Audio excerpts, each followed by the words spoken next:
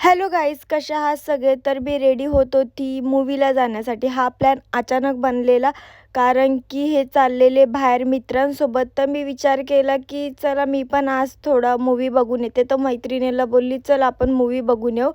तर आधी आम्ही चाललेलो मम्मीकडे. मम्मीला सरप्राईज देण्यासाठी न सांगता गेलेली, आणि सरप्राईज आम्हालाच भेटलं की मम्मीच कुठेतरी गेलेली. तर मग मावशीकडे गेलो आणि मावशी करत होती भाकरी आणि बसलेली. मग आम्ही गप्पा गोष्टी करत बसलो. त्यानंतर आमचा मूवीचा टाईम झाला. आम्ही थोडं लवकर निघालो, कारण त्या रोडला खूप ट्रॅफिक असते. मग आम्ही निघालो आणि जाता जाता आम्हाला इतक्या वेळा पाऊस भेटला की आम्हाला थांबत थांबत जावं लागलं.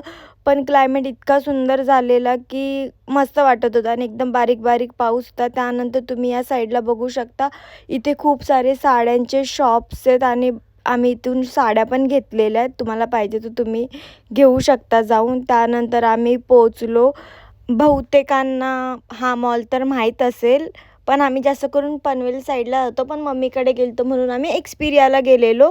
मग नेहमी मी जेव्हा पण मूवीला जाते तर मी DIYमध्ये शॉपिंग करायला जाते. पण आमच्याकडे एवढा टाईमच नव्हता की आम्ही खाल्लं तर आम्हाला डायरेक्ट मूवीला जायला लागणार होतं. म्हणून आम्ही विचार केला DIYला आपण नंतर जाऊया.